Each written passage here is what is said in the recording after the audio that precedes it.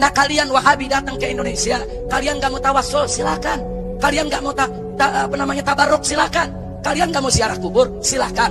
Kalian gak mau memperingati Maulid Nabi, silakan. Kalian anggap semua itu bid'ah, silakan. Tapi jaga mulut kalian, jangan teriak-teriak di atas mimbar, jangan seenaknya bikin tulisan disebarkan di mana-mana. Yang melakukan tawassul bid'ah, yang tabaruk bid'ah, yang ziarah kubur musyrik, yang memperingati Maulid lebih berbahaya daripada Yahudi dan Nasrani. Mereka semua sesat, lebih bahaya daripada orang kafir. Dagingnya, darahnya lebih halal ditumpahkan daripada orang Yahudi maupun Nasrani. Kurang ajar, biadab.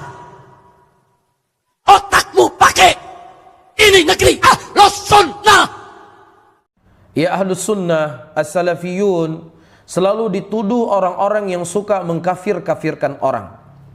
Padahal para ulama kita, ya, mereka sudah membahas perkara-perkara apa saja yang bisa mengkafirkan seseorang dari keislamannya. Iya, nah ketika kita menyampaikan orang yang tidak sholat dalam keadaan dia menolak akan kewajiban sholat itu, maka dia kafir. Iya, ini perkara yang disepakati oleh seluruh para ulama Islam. Ketika seseorang menolak akan kewajiban zakat, maka orang tersebut kafir, karena ini perkara pokok-pokok dalam agama. Nah begitu juga ketika seseorang mengingkari akan syahadat, dan syahadat itu bukan hanya sekadar ucapan, tapi syahadat itu ada konsekuensi-konsekuensi yang seseorang harus lakukan. Iya, di antara konsekuensi ucapannya la ilaha illallah, tidak ada ilah yang berhak disembah kecuali Allah, dan sesembahan yang disembah selain Allah dan sesembahan yang batil. Ketika seseorang mendatangi kubur, ya, kemudian dia meminta kepada kubur tersebut, dia memohon kepada pemilik kubur agar diberikan apa yang dia inginkan, maka orang seperti ini kufur, keluar dari Islam. Pembahasan kita adalah pembahasan orang yang mendatangi kubur dan meminta kepada kubur akan hajat-hajat mereka. Kita tidak membahas orang yang mereka mendatangi kubur mendoakan kebaikan bagi si kubur, karena ini merupakan sunnah dari sunnah Rasulullah. Iya, kita juga tidak membahas orang yang datang ke kubur, dia berdoa kepada Allah Subhanahu wa taala, dia memohon kepada Allah, tetapi keyakinannya di kubur ini lebih baik, saya lebih khusyuk. Orang seperti ini juga tidak dikeluarkan dari Islam. Nah, ketika Anda datang ke kubur, pada poin yang pertama yang Anda ingin lakukan, maka ini sesuai dengan sunnah Rasulullah.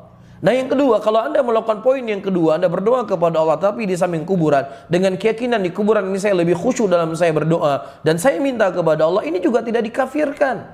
Kemudian bagaimana Anda mengeneralkan mereka inilah kelompok yang suka mengkafir-kafirkan orang, ya, dalam keadaan, ya, mereka mengitlakkan siapa saja datang kubur kafir. Siapa yang ngomong kafir orang datangi kubur?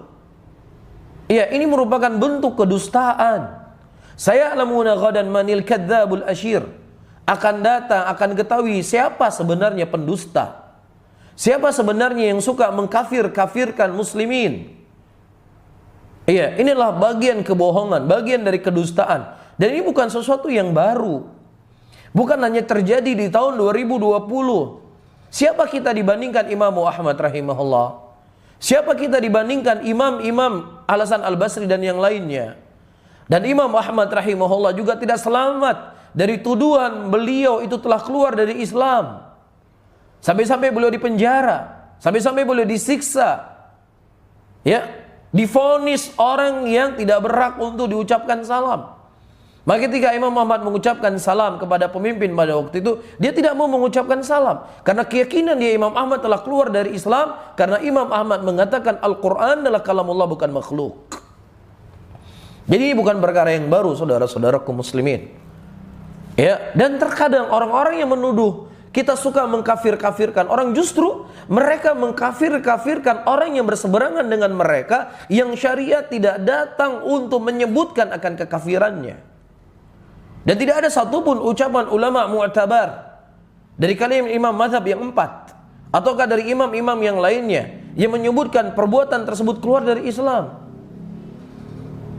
Ya, begitulah para hadirin Dan hadirat yang dimuliakan oleh Allah, Nabi sallallahu alaihi wasallam telah menyebutkan di dalam hadisnya, sayati alaikum zamanun al-qabid ala dini kal-qabid alal jamrah.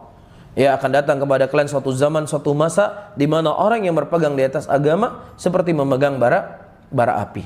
Kita berdoa dan memohon kepada Allah Subhanahu wa taala agar Allah mengokohkan kita, mengokohkan hati-hati kita dan saudara-saudara kita muslimin di atas sunnah Rasulullah sallallahu alaihi wasallam di tengah gencarnya orang-orang yang ingin menanamkan kerancuan akan mulianya manhaj salaf ini. Maka tentunya seseorang yang berpaku tangan, seseorang cuman sekedar cinta kepada manhaj salaf dalam keadaan dia tidak belajar, dalam keadaan dia tidak menuntut ilmu, dalam keadaan dia tidak mempelajari akidah, maka ini merupakan kecemburuan kita kepada manhaj salaf, kecemburuan yang palsu saja. Wajah yang waktu itu dalam keadaan tertunduk, beramal dan berletih, amilatun nasibah. Dia beramal, bagaimana dia tidak beramal? Hari-harinya dia beribadah kepada Allah. Nasibah, bagaimana ia tidak berpeluh? Hari ini dia harus memaksa dirinya untuk duduk. Akan tetapi apa gunanya duduk? Apa gunanya ibadah? Jika seandainya tidak sesuai dengan sunnah Rasulullah SAW, Allah katakan, tasla naran hamiyah. Kami bakar ia dengan api yang panas. Itulah orang yang merugi. Pelaku-pelaku maksiat, preman-preman di pasar, jika seandainya mereka rugi di akhirat, mungkin mereka mendapat keuntungan sebagian di dunia. Orang pezina, ketika ia berzina, dia menikmati, sekalipun dia diazab di akhirat. Akan tetapi orang yang berbuat ibadah tidak sesuai dengan sunnah Rasulullah, rugi dunia dan rugi akhirat. Apa kata Allah Subhanahu wa taala dalam surat Al-Kahfi, kul hal nunabbi'ukum bil akhsarina a'mala. Katakanlah hai Muhammad, apakah mau aku kabarkan kepada kalian orang yang paling merugi, lebih merugi daripada pezina, lebih merugi dari perampok, lebih merugi daripada koruptor. Yaitu apa? Alladzina dhalla sa'yuhum fil hayatid dunya wa hum yahsabuna annahum yuhsinuna sunah. Orang yang telah sesat di dalam beramal dan mereka menyangka mereka di atas kebenaran. Dan itulah yang ditafsirkan oleh seluruh ulama, mereka adalah orang yang berbuat bid'ah. Orang yang berbuat tidak mengacu kepada ajaran Rasulullah sallallahu alaihi wasallam. Tidak mengacu tentang waktunya, tidak mengacu tentang tempatnya, tidak mengacu tentang jumlahnya, tidak mengacu tentang caranya dan semacamnya. Itu adalah perbuatan bid'ah. Karena Allah Subhanahu wa taala telah menurunkan Quran, telah menurunkan hadis. Kemudian Allah Subhanahu wa taala tutup wahyu, kedua-dua wahyu tersebut dengan ucapan al-yauma akmaltu lakum dinakum. Aku sempurnakan. Kemudian ia tambah, ia kurangi, ia robah. Alangkah jahatnya ia. Bagaimana? Kenapa ulama kemarin kita mempelajari kenapa bid'ah itu lebih besar daripada maksiat? Kenapa bid'ah itu lebih besar daripada maksiat? Karena orang yang berbuat bid'ah, ia menambahkan aturan Allah atau ia kurangi. Biasanya bid'ah itu dia tambahkan. Ketika Allah Subhanahu wa taala mengatakan cara beribadah begini, ia tambah cara ibadah tersebut. Ia tambahkan. Berarti secara tidak langsung ia sejajarkan dirinya dengan Allah di dalam hukum. Karena Allah memberi hukum, ia tambahkan hukum tersebut. Sedangkan pelaku maksiat, kenapa ia di bawah dosa bid'ah? Karena pelaku maksiat itu adalah orang yang jatuh terhadap perintah dan larangan tersebut.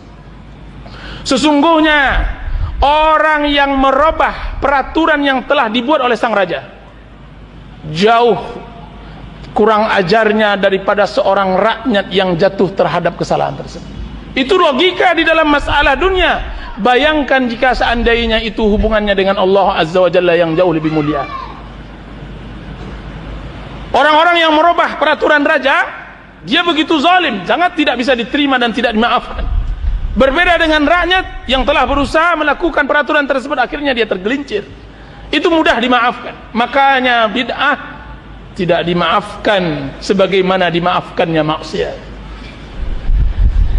Dan itu semua perbedaannya adalah dengan ilmu. Anda tidak jatuh kepada bid'ah ketika Anda berilmu.